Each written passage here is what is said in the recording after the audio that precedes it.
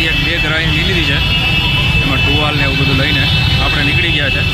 બાકી સામાન આપણે હોટલમાં જ્યાં બુક કરાવ્યું છે ત્યાં રાખી દીધો છે અને હવે આપણે જઈએ છીએ સ્નાન કરવા માટે, જેનું મહત્ત્વ અહીંયા ખૂબ હોય છે. તેના માટે જ લોકો અહીંયા આવે છે. બાકી મેળાનું તો બધાને ખબર જ છે કે એમાં તો ખાલી આપણે ફરવાનું જ હોય, પણ મેઇન વસ્તુ છે સ્નાનની અહીંયા. તો આપણે મહાકુંભમાં સ્નાન કરવા માટે એટલે જ આવ્યા છે, કારણ કે ત્રણ નદીઓનું સંગમ થાય છે. તો ચાલો હવે તમને આગળનો નજારો બતાવો.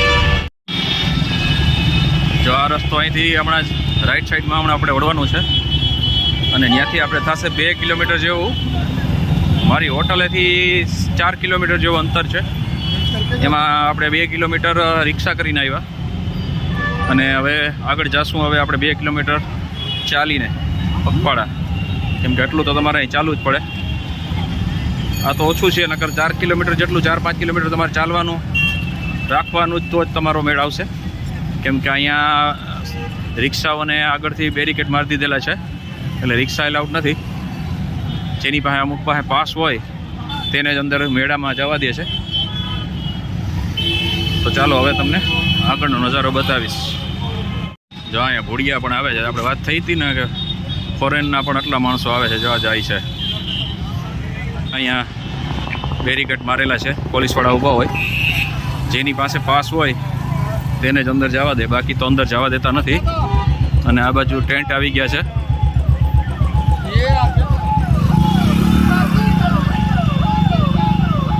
આવી રીતે જગ્યા ઉપર તમને આવા ટેન્ટ જોવા મળશે.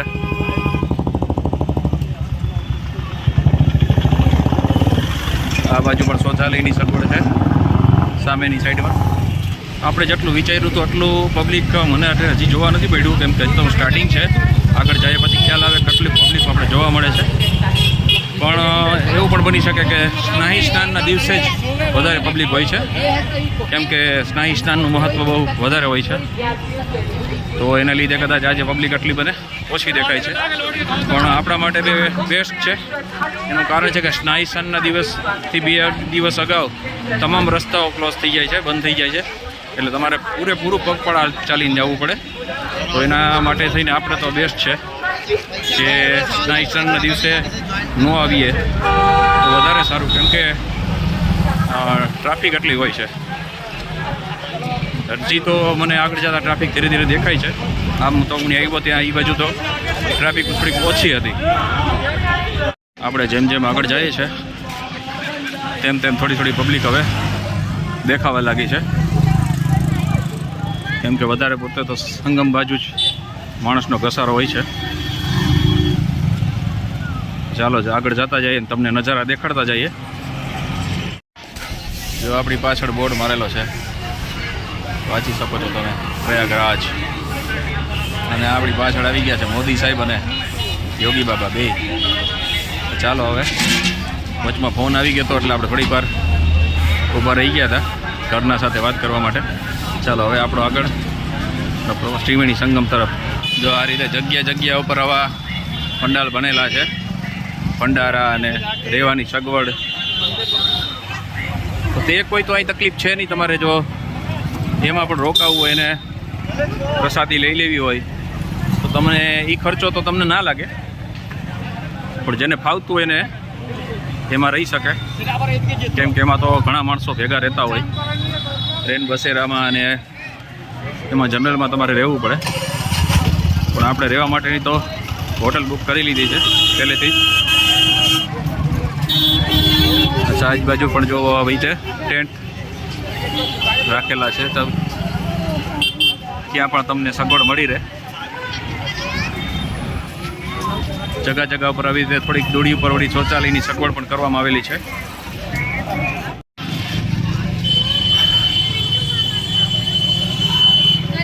ની દુકાન છે અહીંયા. આવી માર્કેટો પણ વચમાં લાગેલી છે. જો કપડા માટેની માર્કેટ છે. જો એ ખરીદી કરવી હોય તો આ કપડા માર્કેટ પણ છે અહીંયા.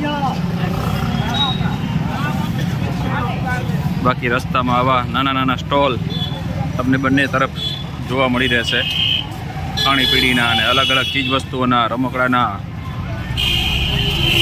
રોડની બંને બાજુઓ તમને એવું મળી રહેશે.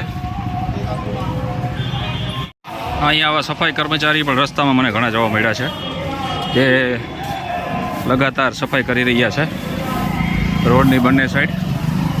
તો આપણે એની પહેલાં વિડીયો જે મૂક્યો હતો આપણે એમાં વાત કરી જ છે કે કેટલા સફાઈ કર્મચારીઓને અહીંયા તૈનાત કરેલા છે જે રાત દિવસ સફાઈનું કામ કરે છે. નકર તમે વિચારો કે આટલા કરોડ માણસો જો આવતા હોય તો ગંદકીનો કેટલો ઢગલો થઈ પડે. તો એને તમામ આ લોકો એની સાફ સફાઈ કરે છે. જો મસ્ત ગેટની અંદર કેટલું મસ્ત બનાવેલું છે. મંદિર પણ ટેમ્પરરી બનાવેલા છે અંદર. મોટો પંડાલ છે જેનું નામ છે ગંગા પંડાલ. આપકા હાર્દિક સ્વાગત કરતા હૈ. જો એની અંદર મેં તમને વાત કરી હતી આપણે જે ઓલી કથા કરે છે, અલગ અલગ કથાવાચકો અહીંયા આવે છે તેના માટેનો પંડાલ છે. કથાવાચક માટેનો સાંસ્કૃતિક સંગમ આ લોકો આવશે. જો અહીંયા જોઈ લો 16 જનવરી 17 જનવરી તમામ તારીખોમાં કોણ કોણ લોકો અહીંયા આવશે તેની તમામ માહિતી અહીંયા આપેલી છે. ગંગા પંડાલમાં આ લોકો અહીંયા આવશે. અત્યારે સારું છે કે તડકો નીકળી ગયો છે જેથી કરીને આપણે સ્નાન કરવામાં ઠંડીનો સામનો એટલો ઓછો કરવો પડશે. કેમ કે સવારે તો ભાઈ વાત પૂછોમાં મેં તમને રસ્તામાં દેખાડ્યું છે કે કેવી ઠંડી હતી અને કોહરો કેવો હતો, એકદમ ધૂંધ છવાયેલી. ટ્રેન એના લીધે 3 કલાક લેટ પડી અમારી ટ્રેન. 10 વાગે પહોંચવાના બદલે અમે 1-1.5 વાગે પહોંચ્યા. 3-3.5 કલાક મારી ટ્રેન લેટ થઈ ગઈ કોહરાના હિસાબે જ. તો અત્યારે સારું છે કે એટલું બધું નથી ઠંડી કે નથી એટલો તડકો, તો ચાલવામાં કંઈ આપણે તકલીફ ના પડે. મિશ્ર ઋતુ એ રીતે કહી શકીએ. તો અટાણે સ્નાન કરવામાં કોઈ તકલીફ આપણે આવશે નહીં. એટલે આપણે જે આમથી આવ્યા અને આપણે આ બાજુ જવાનું છે. બેરીકેડ જે મારેલા છે એનાથી સીધી તરફ એટલે સંગમ તરફ એ રસ્તો જાય છે. ઓલો રસ્તો કંઈક બીજી જગ્યાએ જાય છે. કેમ કે સંકટમોચન હનુમાન મંદિર આપણે જવાનું છે પહેલાં, ક્યાંય જઈશું આપણે. તો એ રસ્તો આ બાજુ સીધો જાય છે. તો ચાલો હવે પહેલાં એ બાજુ જઈએ. જેમ જેમ આપણે સંગમ તરફ જાય છે હવે તમને ટ્રાફિક દેખાશે. જો હવે ટ્રાફિક દેખાવા લાગી છે કેમ કે ત્યારે આપણે જે હતા એ સિટીનો ભાગ હતો. હવે એવું લાગે છે કે આપણે કુંભમાં આવ્યા હોય એવું લાગે છે. આવી રીતે ખાણીપીણીના સ્ટોલ, કોકાકોલાનો સ્પેશિયલ સ્ટોલ લાગે છે. ચારી તરફ આવા ખાણીપીણીના સ્ટોલ પણ રસ્તામાં મળતા રહેશે. સંવિધાન ગેલેરી અને તમે ઇલેક્ટ્રિક પોલ ઉપર જોશો જેમ અયોધ્યામાં સ્તંભ છે એ રીતે જ અહીંયા ઇલેક્ટ્રિક પોલ ઉપર જો આવી રીતે તમામ પોલ ઉપર આવી રીતે કરવામાં આવેલું છે. બીજા પોલ ઉપર પણ તમે જોઈ શકો છો. તમામ પોલ ઉપર આવી રીતે ભગવાનના ફોટા અને ઉપર સૂર્ય એ રીતે રાખેલું છે. ચાલો વળી આ બાજુ બેરીકેડ આવી ગયા છે. આ બાજુ રસ્તો બંધ છે, આ બાજુ જાય છે. ચાલો એ બેરીકેડ મારેલા ત્યાંથી જ આપણે જે સીધો રસ્તો આવ્યા તે જ રસ્તા પર આપણે સીધો જતું રહેવાનું છે. આવો કંઈક છે નજારો તમને મહાકુંભનો. તો હું 2 કિલોમીટરથી તો ચાલતો આવું છું. મહારાજ કચોડી એવો પ્રસાદ ભંડાર. જોવો તો ખરા ટ્રાફિક કઈ રીતની છે અંદર ખાણીપીણીમાં. આ છે પ્રાચીન શ્રી રામ જાનકી મંદિર. ચાલો ટાઈમ રહેશે તો પછી આપણે આને એક્સપ્લોર કરશું. પણ અત્યારે આપણે સીધી તરફ જઈએ છીએ. અને મેં જોકે હનુમાનનું મંદિરનું લોકેશન મારેલું હતું જવા માટે, જોયું હતું ત્યારે. તો એ તો હવે સિર્ફ માત્ર થોડુંક જ રહ્યું છે. પણ સંગમ તમે સામે જોઈ શકો છો. આમ તો જોઈએ તો સંગમ હવે 0.3 થોડુંક જ રહ્યું છે. હવે આ સામે તમે સંગમનો નજારો જોઈ શકો છો. તમને ઝૂમ કરીને બતાવીએ આપણે અહીંથી આવું. અત્યારે આપણે છીએ ઉપર છીએ, ઊંચો વિસ્તાર છે આ સંગમનો આ વિસ્તાર. ચાલો અત્યારે પહેલાં આપણે જઈને સ્નાન કરી લઈએ. આ સામે દેખાય છે પુલ. કાલ આપણે બનશે તો ત્યાં પણ જાશું, પુલ ઉપરથી નજારો દેખાડશું તમને. બાકી આ ચારો તરફનો નજારો કંઈક આવો છે. તમે મારી પાછળ જોઈ શકો છો 14 રત્ન કથા દ્વાર છે સંગમ તરફ જતા. ચાલો હવે આપણે એ તરફ જઈએ. આ છે 14 રત્ન કથા દ્વાર. સંગમ તરફ જતા રસ્તામાં આવશે. આપણે આ બાજુ પણ આપણે જઈ શકીએ છીએ અને આ બાજુ પણ જઈ શકીએ છીએ. હવે ચારી તરફ આપણે ગમે ત્યાં જઈને સ્નાન કરી શકીએ છીએ. રસ્તામાં આવા લોખંડના પતરા રાખેલા છે જેથી કરીને ગાડીઓને પણ હાલવામાં સહુલિયત રહે. ચારો તરફ આવી રીતે જ્યાં જ્યાં રસ્તા હશે તમામ જગાઓ પર આવી રીતે આ સગવડ કરેલી છે જેથી કરીને વાહન આરામથી નીકળી શકે, કેમ કે નીચે રેતી છે. કુંભનો નજારો. આ ગેટેથી આવ્યા હતા પણ આપણે સીધા રસ્તા પર નથી જતા, આપણે આ વચલો રસ્તો છે તે તરફ જઈએ છીએ સ્નાન માટે. આ કુંભનું મહત્ત્વ એટલે છે કારણ કે 144 વર્ષ પછી આ કુંભનું આયોજન થઈ રહ્યું છે. કુંભ તો ઘણા થાય છે, દર 3 વર્ષે બધી અલગ અલગ જગ્યાએ થાય છે, પણ આ મહાકુંભ છે જે 144 વર્ષે એવો સંયોગ થયો છે. તો એના માટે આપણે ખાસ દર્શન કરવા અને સ્નાન કરવા માટે આવ્યા છે.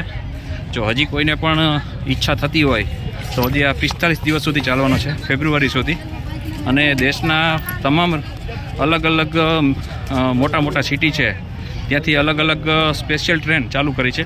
હું પણ હજી આજે આવ્યો એ સ્પેશિયલ ટ્રેન જ હતી, તો તેમાં તમને બુકિંગ આરામથી મળી રહેશે. ટ્રાય કરજો અને કદાચ ન મળે તો એનો પણ જુગાડ તમને બતાવીશ, તો તમારે તે રીતે પણ આવવું પડે.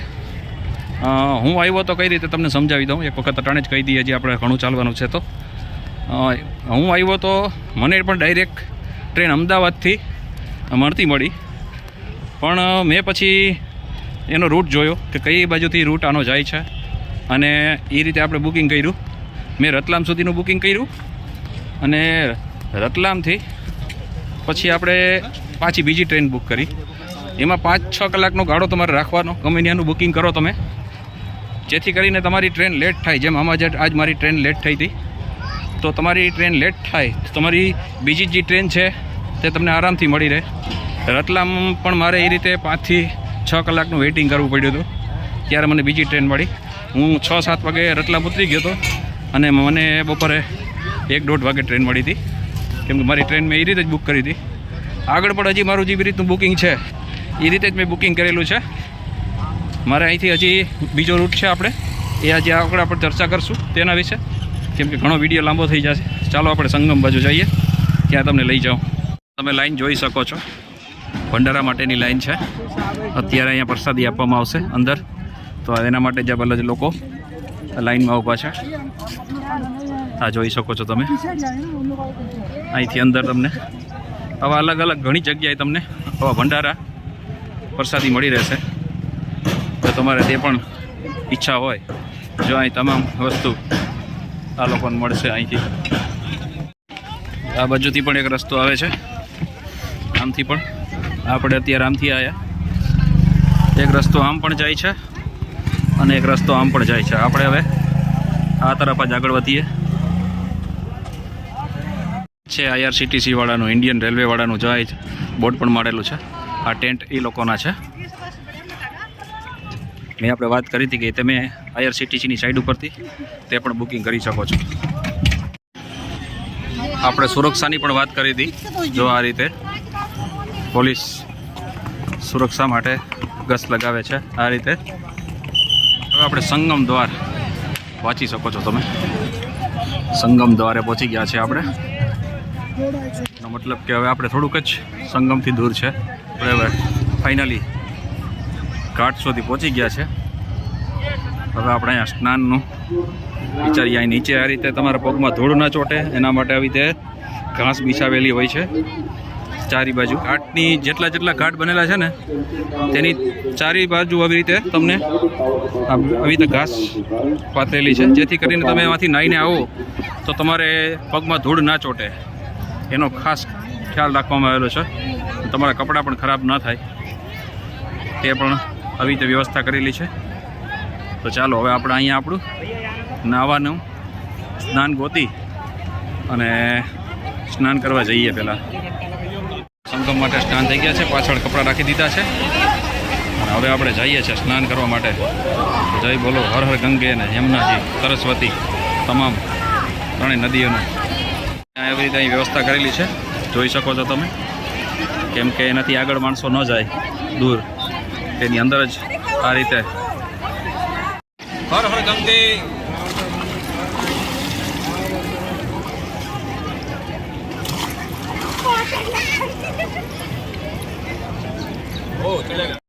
ચાલો સ્નાન થઈ ગયું છે, આપણે ડૂબકી લગાડી લીધી. હવે કમ્પ્લીટ આપણે હવે મહાકુંભનો આપણે જે લાવો લેવા આવ્યા હતા તે આપણે લઈ લીધો છે. જે આપણે સ્નાનની મહત્ત્વ હતું તે આપણું સ્નાન થઈ ગયું છે. તો હર હર ગંગે, જય ગંગા માતા.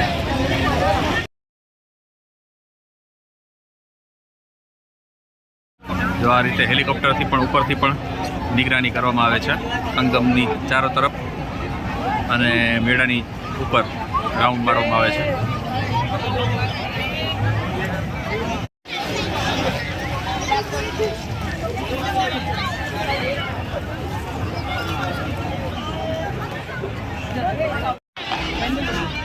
ચાલો બધી જ આપણે બધું કામ થઈ ગયું કમ્પ્લીટ. ચાલો આ છે નજારો કંઈક આ રીતનો, અને આ ફેમિલી છે ત્યારે જે દેખાય છે તમને, આ બધા પણ ગુજરાતી જ છે આપણા. આ ગુજરાતી છે બધા આપણા.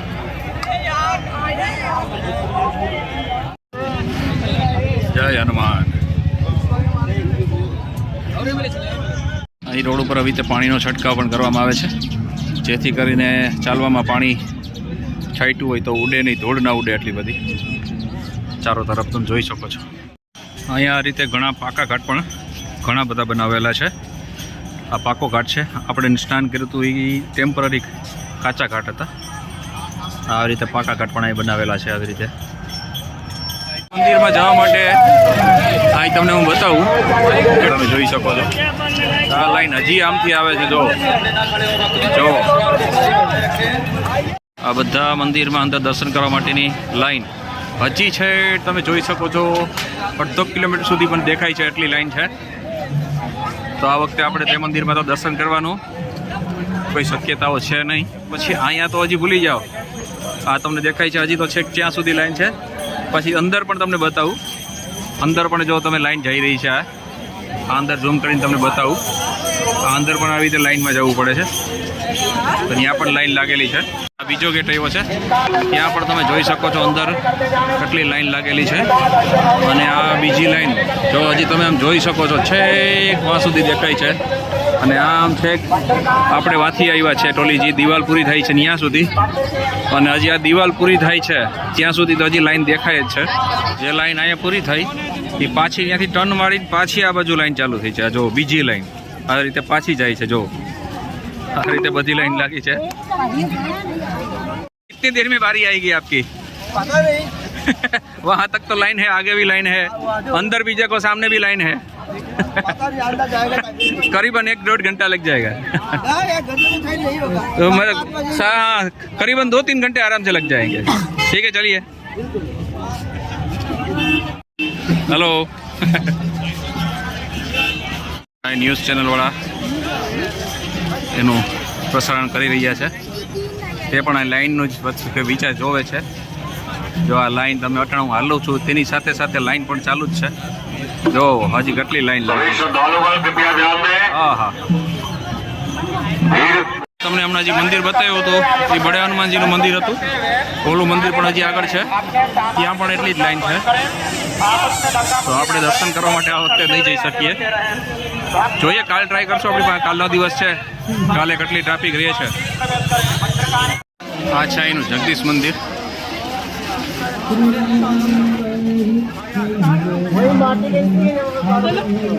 જગદીશ, જય જગન્નાથ, જય કૃષ્ણ. સંગમથી અત્યારે જ્યાં આપણે સ્નાન કર્યું ત્યાંથી આપણે 1.5 કિલોમીટરની ઉપર આપણે ચાલી ચૂક્યા છે અને હજી આમાં મેપ ઉપર મારી હોટલનું લોકેશન માર્યું તો એમાં હજી 4.5 કિલોમીટર જેવું બતાવે છે. 4.3 એટલું બતાવે છે. જોઈએ ક્યાં સુધીમાં આપણે વાહન મળે છે. નકર અટાણે આપણે કોઈ ટેન્શન નથી, આરામ છે. નિરાતે આપણે મોજ કરતાં કરતાં આપણે ચાલ્યા જઈશું. 4 કિલોમીટર એટલે કાંઈ ના કહેવાય. આરામથી આપણે 4 કિલોમીટર ચાલતું રહેવાનું. પણ તમે પણ આવી તૈયારી કરીને જો આવતા હોય તો પહેલાં કરી લેજો, કેમ કે વાહનનો કોઈ અહીં શક્યતા નથી. વાહન મળે તો મળે, નકર તમારે ચાલીને જ મોસ્ટ ઓફની જગ્યાએ તમારે જવાનું રહેશે. તો એ વાતનો ખૂબ ધ્યાન રાખવું તમારે.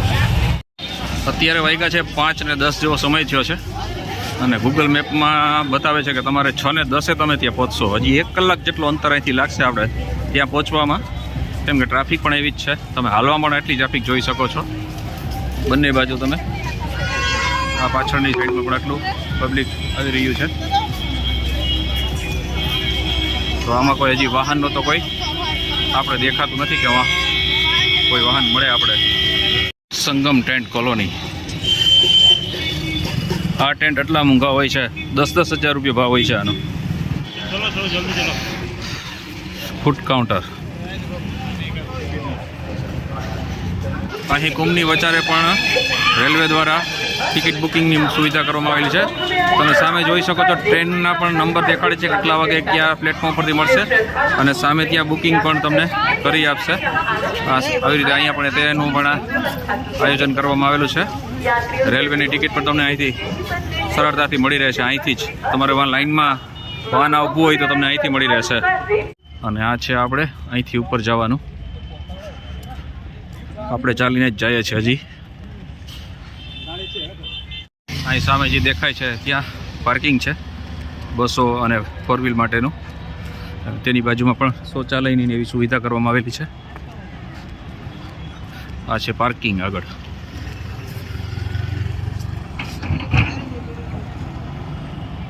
પાર્કિંગ છે.